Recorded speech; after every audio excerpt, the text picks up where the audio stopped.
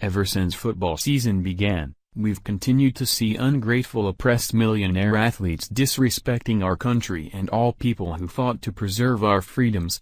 Every time a football player takes a knee, it's a slap in the face to every person who has fought, bled, and died to defend everything that the anthem and our flag represents. Then on Sunday night, one of the deadliest mass shootings on American soil took place in Las Vegas after a deranged psychopath opened fire on a music festival from the 32nd floor of the Mandalay Bay Resort and Casino, killing 59 and injuring 527 others. And the very same people who are represented by our country's flag and our national anthem rose to the occasion, and proved just exactly why they're held in such high regard by red-blooded Americans. Russell Black was one of the thousands of people who attended the concert that night and relayed to Fox News his horrifying account of events, sharing his story of what he witnessed and how he managed to escape what he described as pure chaos and carnage taking place everywhere he looked. Black said that had it not been for the valiant and brave efforts of military veterans and first responders who were there in the crowd, the death toll would have been much, much higher. In a world where everyone's kneeling, I saw hundreds of people standing up and running towards the danger, he stated. He went on to describe the incredible scene among the chaos that he witnessed, where people were selflessly using their body as human shields to save others from the barrage of gunfire. He coached those around them on how to avoid being a target, guided others to cover and safety, broke down barricades to use as improvised gurneys and even used their fingers to temporarily plug bullet wounds until medical care could arrive on scene, Conservative Tribune reported.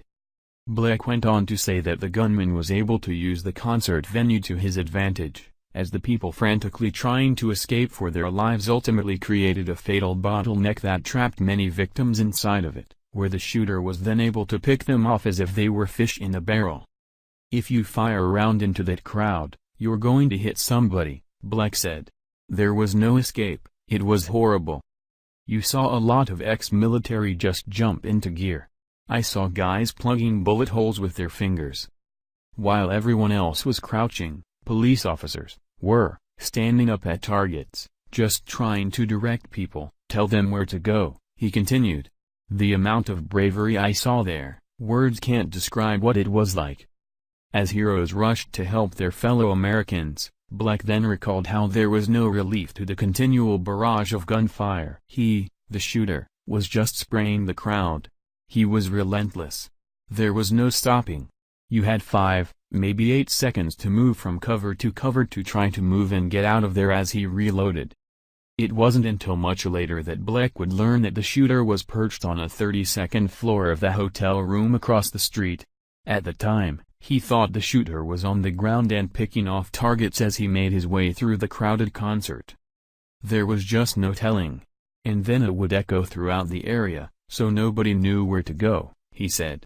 And then all of a sudden people would run away from a safe area, but you didn't know if it was safe.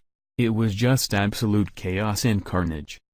Yet, despite the unknown location of the shooter and the certain danger of uncovered movement, many men and women pushed those concerns aside and bravely stood in defiance of the withering hail of bullets to serve their fellow human beings in a time of crisis, Conservative Tribune went on. These brave heroes are the people who deserve our utmost respect and recognition.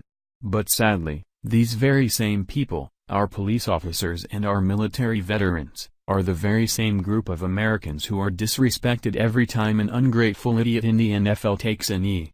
Had this concert been full of self-absorbed whiny millionaire athletes, do you think they would have been using their bodies as human shields to protect their fellow Americans while coaching people around them to safety? I think not. Thank you for watching. If you enjoyed this video, then please subscribe to my channel.